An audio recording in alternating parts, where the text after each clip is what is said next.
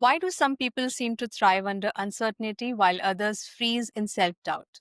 The answer often lies in the confidence gap, a hidden barrier that holds us back when challenges arise. Today, we are going beyond the cliche to uncover what really builds confidence when it matters the most. Hello, everyone, and welcome to Let's Align podcast. I'm your host, Ruhi, and thanks for being here. Whether you are a regular listener or tuning in for the first time, I really appreciate you taking out time to join me today. My guest today is Shauna Arthur, the host of Leading with Love podcast, where she reminds us that we are so much more than our work or the roles we play. Through her conversations, she inspires people to reconnect with their inner power, purpose, and natural joy. Shauna, welcome to my show, and it's such a pleasure to have you here. Thank you, Ruhi. It's my joy to be here. I'm absolutely thrilled. Thanks for having me.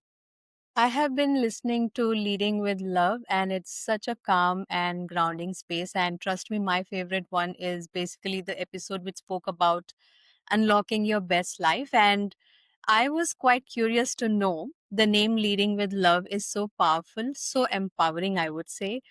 What really inspired that title for you? Thank you for asking that. It's a beautiful question because I know we're going to get into the confidence and the workplace and all of that stuff. But the podcast Leading with Love, the title is very, very deep for me because I think it applies to the whole world right now. Mm-hmm. It seems to me that we have an opportunity right now to redefine what leadership really is. And that doesn't just apply to politicians or people at the top of companies. It's all of us. We have a chance to be leaders in our own lives and in our communities, in our families. And it's fairly obvious with what's going on in the world and how destructive we have been to our beautiful earth that we haven't defined leadership very well. And so it's been with the intellect, it's been with the mind. And now I feel we have this opportunity to redefine it, to bring our hearts into the game, remember who we really are, these amazing beings that we are, and Mm-hmm. align that all together and bring that all together into our leadership so that we're fully activated and coming from our true authentic selves. And it's so much more powerful. Wow, that's a really good understanding that I got. But I want to know, did you just pick the name in the first go, or did you have to, go through a lot of names? Because I can definitely share my own experience. I'm laughing because was that your original question? And I gave you that whole spiel about what it meant. Actually, I had a list of names and it took me months because I had so many. I never wanted to do a podcast, but it just showed up and people were saying, do a podcast. And finally, when I decided to, it meant a lot to choose the name. And so I had a list. And I think we talked before offline about you did as well. And finally, just that one landed and that was it. I can so much relate to your experience because when I wanted to start my own podcast, yes, I did list quite a few names, but for some or the other reason, it was just not clicking. And that's when I circle back to the idea that, let me have my podcast name something like Let's Align Podcast. And it's going pretty well. So, yeah, I can relate to the way you said how you chose the name for your podcast. Now, when you look at how work life keeps changing nowadays, be it new ways of working or shifting job roles or all these demands, what does having confidence actually mean to you on a personal level? Okay. Well, let me just say I love the name of your podcast because aligning is what it's all about. And confidence is such a beautiful question. So, confidence to me, I would say, can come from the inside or the outside. And it seems that we have been our whole lives searching for confidence, for validation. And the workplace is a perfect example for this. So, you want that promotion, you want to be noticed, you work hard, you hustle, you grind, you try and climb the corporate ladder or whatever it is, but it's often driven by an inner lack of confidence or insecurity that you need to prove something. Perhaps you have not done your inner work and you're trying to prove something to your dad, or your mom from when you were very little. And I am going to bring some of that context into this conversation of who we really are and what drives us, because I think it's really important. So that confidence or love or whatever it is we're seeking on the outside can never be found there. And so once we start doing what I call inner work, healing work, getting to know who we really are, bringing our hearts into the game, then we start to fill up from the inside. And that is where true confidence arises, trust in yourself. Well, I think that's a great way to start this conversation. And I personally believe that how someone keeps believing in themselves throughout the changes or the challenges that come their way, and the way they really show up is how confident they are at work. And you also spoke about inner work.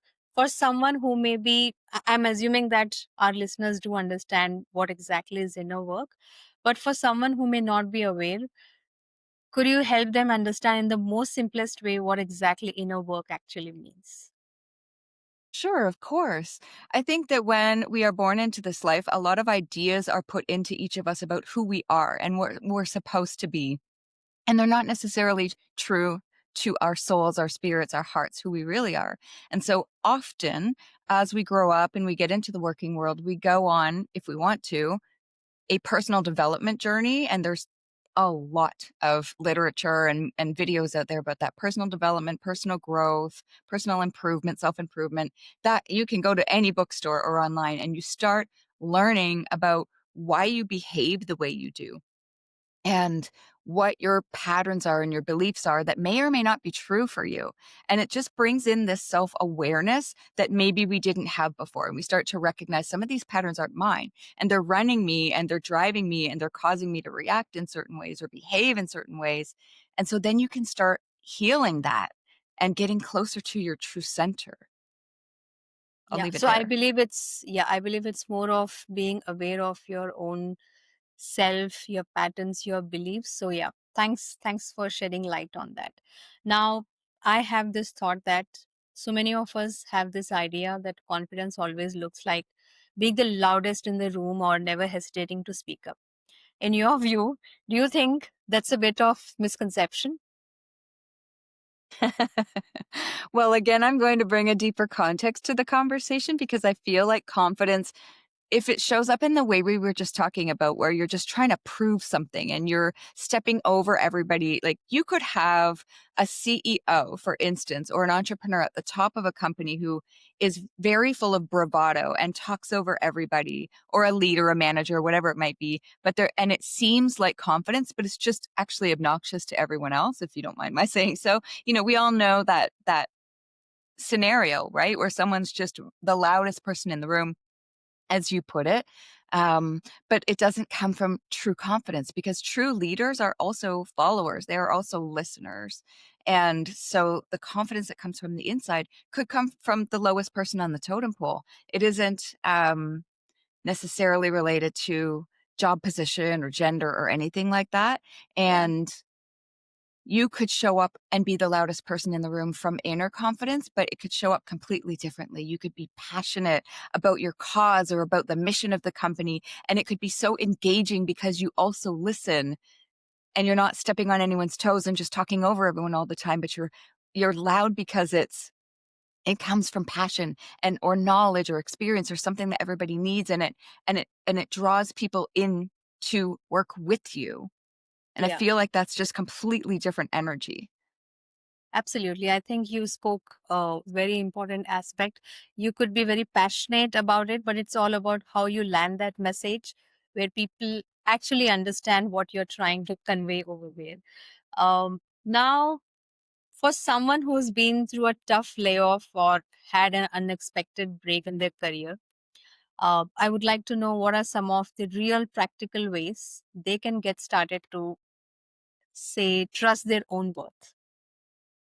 Ah, well, all of these questions are so lovely. And again, I want to take it a little deeper because not only is this what I do in the world and I have done myself, but also we need this in the world. We need people to know their worth. We need for us to know that we have a divine blueprint and step into that and maybe share our gifts in the world. And so it sounds esoteric, but it's actually super, super practical.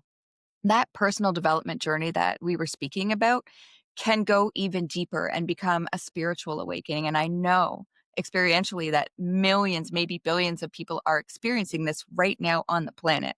And all these things that are difficult, companies are shifting and changing.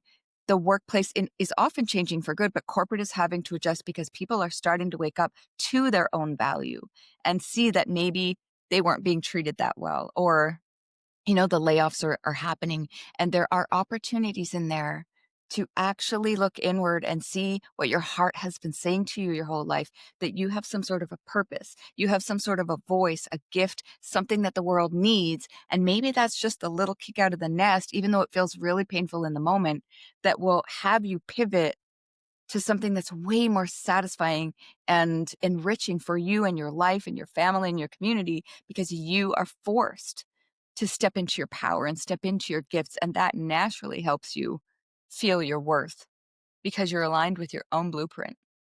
Absolutely. I think I totally agree with what you said. And at the same time, I believe having a group of supportive people or mentors around you who could get what you are going through can make a lot of difference. And it's all about, slowly moving from feeling lost to finding your purpose again.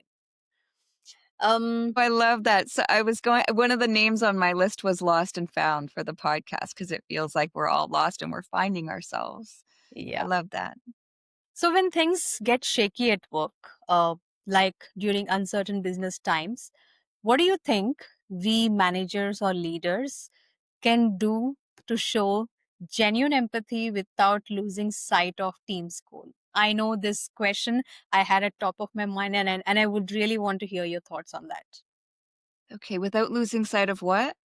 Team's goal, team's The vision, what team's goals, exactly? right, like, what's important to the company and that kind of thing. Absolutely. Um, well, a side conversation to that I'll just touch on is that the leaders are changing, so when they wake up, they change the goals. They change the purpose and mission of the company to something deeper, but if we're just talking about strictly corporate and you want to just evolve as a leader, and you have a self-aware leader who wants to have empathy, as you said, it's such a game changer.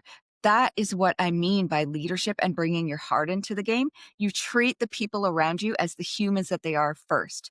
And you remember that all of us want connection and that we are meant to be collaborative. In the Western world, especially, we've lost that sense of collaboration and community because we don't live in villages. We don't have aunties and uncles and everything around us like there have been in the past. You may have that more so in India, I imagine, but in the corporate world, everybody's separate and everyone's kind of pulling for themselves. And if you can bring more of that collaboration into the workplace as a leader, then your people will be more engaged. They'll feel seen. They will be more enthusiastic. They don't have to be, but those who don't resonate with that will probably leave anyway. If Mhm. they want to go hustle and grind and like they can go somewhere else, there's plenty of places they can do that. Right. But for people who value empathy, your team is going to so appreciate that human factor. It's intangible, but absolutely game changing for a leader and for a company and the company culture. I absolutely love the way you said that leaders are also humans, and I can so much relate to one of the trainings I had attended. And the concept was all about how we as leaders can change the trajectory of our team. And this was the line over there, which was mentioned that, even leaders and managers are humans, and we also learn from our mistakes. So I can definitely say that when leaders show empathy and communicate honestly, it definitely helps to build trust, and it shows they genuinely care about their people while still keeping the bigger goals in focus. So thanks for sharing that. Now, based on what you have seen, does this idea of confidence gap play out differently depending on someone's gender or their level or even their background in corporate spaces? Well, first, let me say and reflect back again that I love what you were sharing about what you learned at that leadership conference, and that part of being a leader is that being human and, say, for instance, owning your mistakes. It's the same as a parent, it's the same as any leader, right? It's such a beautiful thing to show your own humanity and say, look, guys, we were trying to do this, and maybe I was a little harsh, or maybe I was out of line, or maybe I did something that was inappropriate, or I'm learning too, and I want to be a good leader. And sometimes just saying that to your people will help them have a little grace for you as well as their leader and not be so, judgy. And it just helps make those connections of the heart, even if it's unconscious, that are so important to engagement. So thank you for saying that. It was really lovely. And your question about how the confidence gap and how does it show up Yeah. is a really interesting one, because I'm going to pivot a little on that one too, because I think that, again, confidence can show up as bravado or like audacity or behavior that is not actually a sign of confidence, but insecurity at any level, in any gender, in any circumstance in life. And Hmm. then you can have someone who has done this inner work and they've done healing. And I see this. I just want you to know that I'm not in the corporate world anymore, but I have been for many, many years. And I was a top producing salesperson in 2 different cities. I worked my tail off. I know that hustle and grind. I know how seductive it is, and I know how exhausting it is. And I know that many leaders and companies have been indoctrinated in that hustle and grind. And so in that paradigm, there is not a lot of true confidence, because it's go, go, go, do this, do that, do whatever you have to do. And it is very unhealthy, and it leaves very little room for that human behind the role, as you Yeah. said at the beginning. And so the confidence that comes from taking a step away, I know this because I've done it, and I now work with a lot of CEOs and C-suite executives and people who are running companies and are going away and doing healing work and awakening to their own inner powers, and then coming back and bringing that to their company. Hmm. And that true confidence will get you more, will make you a better leader and have you people follow you far more than a whip ever, ever, ever would, or overpowering ever would. So whatever level you are at in a company, you can do this inner work and get into your heart and stop listening to the patterns that are running your mind. We talk about on my podcast a lot the monkey mind, and how if we don't even pay attention to it, it's just running the show. But when we get present, whether we're meditating or journaling, there's so many things you can do, and we calm our nervous systems. I know it's a long answer, but this is the work that is available to us that allows us to access our natural confidence and our joy and our purpose and our truth and so much beauty in the world, and therefore impact at work from that true, authentic confidence. So it can show up anywhere, depending on who's who we're talking about. Yeah. And I think the confidence gap can show in a lot of different ways for different people. And people at different levels in their careers might feel unsure for various reasons. Like, I can definitely say the new hires feeling they don't belong, or experienced workers doubting their leadership skills. So, definitely it can show up in any space. Uh, I'm really fascinated with the fact you were talking about monkey mind. Could you please elaborate a bit and explain our listeners a bit about it? Course I can. And just a moment of acknowledgement for the fact that it is really difficult for many people in the workplace right now. Things are very uncertain in the world. Things are very uncertain in many workplaces. It is no joke, and it is not easy to navigate when things are so uncertain and you're not sure if your job is going to be there tomorrow, and you see other people being laid off, and just what's going on in the world and the markets and all the things. We all are struggling in our own ways. And the monkey mind actually has a lot to do with that. So it's a great question. Thank you for asking. When we talked earlier about the thoughts and beliefs and even self identities that were put into us when we were children, Hmm. these thought patterns, they run everything until we become conscious of them, until we become aware of them. And they can drive us bonkers, which is why it's called the monkey mind. It literally wants to have things one way, and then it'll tell you something the other way. And it's just telling you stories all the time. We all have that chattering in our mind, and it's so all the time, always, that we don't even notice it most of the time. And we just think this is the way it is. But actually, none of those thoughts are true, or most of them are not true for us. And so when we say, for instance, let's just pick meditating because it's such a beautiful way to witness the mind and recognize that you are not your thoughts. And as soon as when you start sitting down to meditate, it is such a beautiful way to access your true inner presence and self and consciousness. And that monkey mind will show itself to you when you start meditating. It'll be like, I can't do this. I can't. What do you mean you can't sit and do nothing? It shows you how bonkers it is, and because it doesn't want to subside, because it's, I guess, in different ways we could say that's the ego, right? It doesn't want to die. It doesn't want to subside because it's used to telling you what to do and where to go and that this person isn't going to like you and keeping you small. And it tells us crazy things. And so the more we can just get into observation mode, we can see what it's doing.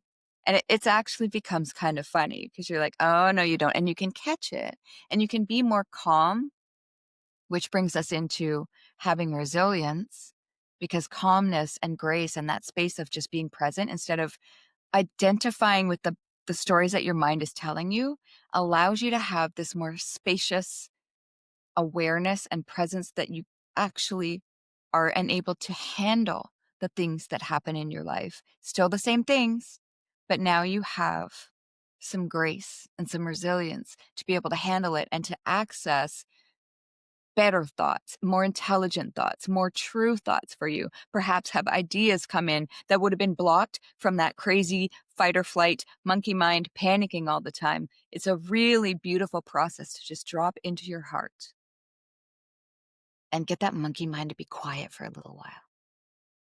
I think, and it's my opinion, that for us to calm the monkey mind, it needs a lot of effort, conscious effort. Is that true? Forgive me, you're cutting out a little bit. Could you repeat the question? Sure. I was just referring to monkey mind. I believe that it takes a lot of conscious effort to calm the monkey mind. Is that true?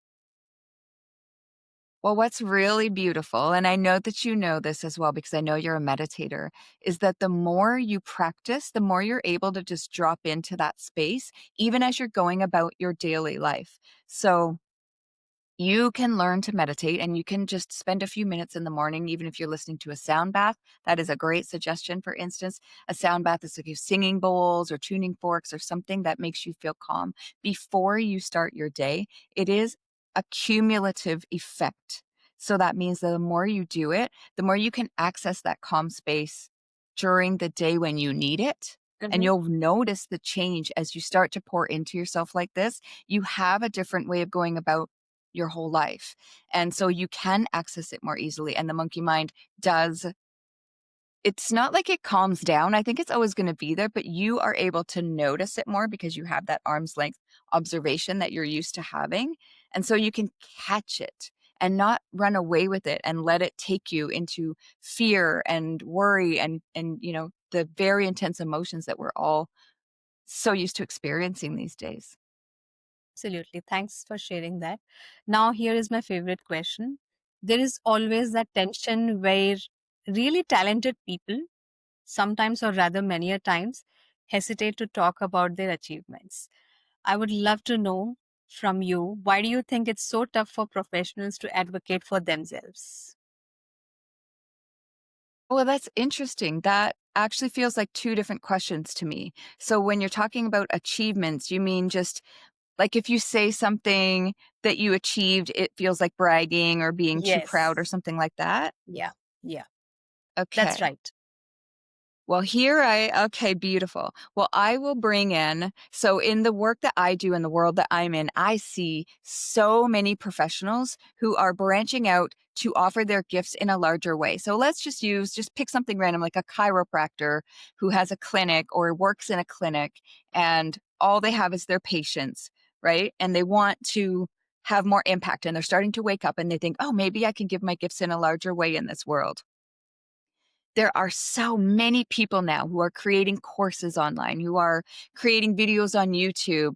I mean, I don't know if you guys have been exploring this world. I know you have, Ruhi, because you have a podcast, but there are millions and millions of people who are expanding the repertoire of what they do in this world. So even Mhm. if you're at a company that doesn't appreciate you, for instance, there are people out there who will not see your life experience and wisdom as bragging. They may be behind you on the path of what you're up to, and they need to hear your wisdom. And the more you own that, that your wisdom and your experience is very, very precious and powerful, there are billions of people in the world. By just the law of numbers alone, don't take my word for it, there are people who need to hear what you have to share.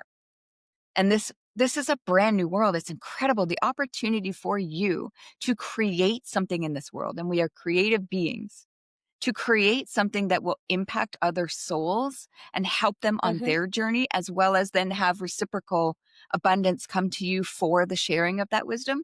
It's an unprecedented time where those opportunities are available, and all we need to do is step into them and share our gifts and our voice. So, the short answer to that is when you start to recognize that you can be in service to others with Mhm. your wisdom and experience, it takes the spotlight off of you and your confidence or wanting to speak up and feeling like you're bragging to, oh, if I don't speak this, so many people will be let down and will never have this knowledge that I have to share. It's a totally different energy. Well, that's a lovely take, I would say. And I personally believe that when you actually do it naturally and with humility, as you said, people see it as confidence and not arrogance. And it helps your work get to visibility it truly deserves. Um, Now, from your experience, how can things like mentorship or having supportive peers or just feeling included make a real difference in helping people feel a lot more safe? I love that question. I think it's very powerful. I heard you touch on earlier about having a supportive peer group, especially when you're going through difficult times. And the same is true for many challenging life circumstances, right? If you're going through a loss, for instance, you have grieving groups for people so that you can have somebody who understands what you are going through as much as possible, right? That empathy from a peer group or a support group is very, very very important and very, yes, you feel more safe. Yes, you feel more seen. You don't feel so alone in the world with whatever you happen to be struggling with. So it's really, really important and a really beautiful addition to anybody's life. Absolutely. Yeah. And when leaders are fair and share opportunities, it definitely gives people the confidence to grow. And having supportive coworkers, I can surely say that being in the corporate industry for close to 2 decades, I can surely say people who encourage, who give feedback or mentor, trust me, it makes it even easier for everyone to build and show their confidence.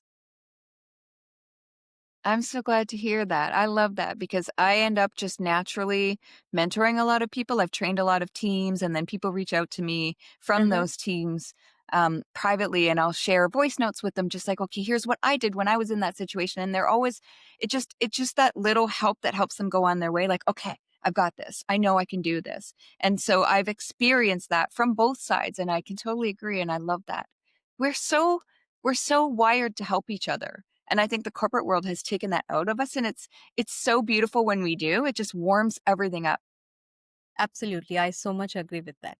And lastly, for anyone tuning in who's, maybe doubting themselves or feeling unsure because of a setback, what's one little mindset shift or simple habit that you would recommend which would help them, start building up that sense of confidence again? I just feeling so much compassion for everybody who's struggling. It's a wild world we are living in right now, and I have 2 answers actually. So one is to touch in with your own self. Mhm. And I have a video on my YouTube channel. It's not just my podcast. I have a lot of other videos as well. And one of them is about calming the nervous system. Mhm. And it goes from acute, so in those acute moments when something has triggered you and your body's on fire, or however you react when something happens and it's really tough and painful in the moment, acute. And there are, energy techniques that you can use like tapping or, something to get you, deep breathing right in the moment calmer, but then it goes into meditation and journaling and getting out into nature and getting sun on your face. And these are somatically, scientifically proven things that actually will help you Mhm. ground your energy and get back into your body and feel safe in your body when things are tough. And then you build that resilience over the long term by practicing these things. So that video is a really good one to help with actual practical tips and tools to help calm the nervous system and have it maintain that calmness. And it's really, really a game changer because when we're in fight or flight, as we said, we have no resources and we feel awful, right? It's meant for primal survival. And we feel like that all the time. It's not good for us and it's very detrimental to our well being and our health. So the other thing, as we talk about this beautiful world on the internet, is that there are many videos, no matter what you are going through, even if you do not have a peer group or you don't have anyone in your actual physical life who understands, there are videos. Just go on YouTube, just Google it, and you will find people talking about this is the reciprocal of what we were just saying, right? Someone has been where you are. And those people who have stepped into their gifts and are sharing from their heart what worked for them will help you and help you not feel so alone. And it'll teach you new perspectives and you'll start opening up to what's possible for you and focusing on the positive instead of the pain. And that is, again, by virtue of it being the opposite side of the coin, is the same thing that you will do for others when you share your gift and your wisdom. Absolutely. And I think in today's time, social media is accessible to almost everyone. And as you said, there are so many resources available. And if someone is going through certain situation or challenge in their life, they can just look up for any available resource online and get help. And I would definitely want to share something here is that every setback that I faced definitely became a stepping stone for me. And instead of seeing failures as stopping points, yes, after some time in my life, I saw them as lessons, and each challenge, trust me, taught something new about maybe about my resilience, about my strengths, or what I need to do differently. So that has been my personal journey when it comes to setbacks. So thank you so much for shedding I light love on that that. aspect. There are always gifts in every challenge. Always, always, always. It's always showing you something that Yeah, you could change about yourself or about your life. They are our messages. There are gifts in there always. And if we know that when we look back, we always see, mhm, oh, that happened for a reason. Well, we can then become more aware and look for the reason in the moment instead of waiting for hindsight. I love that's so that. true. That's so true. Well, that brings us to the end of today's episode. Shauna, thank you so much for sharing your honest thoughts and making this dialogue truly enriching, I would say. I thoroughly enjoyed our conversation and your clear advice on this topic altogether, which so many of us quietly struggle with, has been incredibly helpful. I'm pretty sure our audience is definitely going Thank to you. Thank love you so this much, Ruhi. conversation. And this, if this conversation spoke to I our hope so. audience, yeah, I'm pretty sure our audience is definitely going to get benefited from this. And I would definitely want to say, our audience, if this conversation spoke to you, take a moment to share it with someone who might need to hear it today and help them in the most easy way possible. Until next time, keep learning, keep growing, and keep showing up with confidence, even when it is difficult. Thank you, Shauna.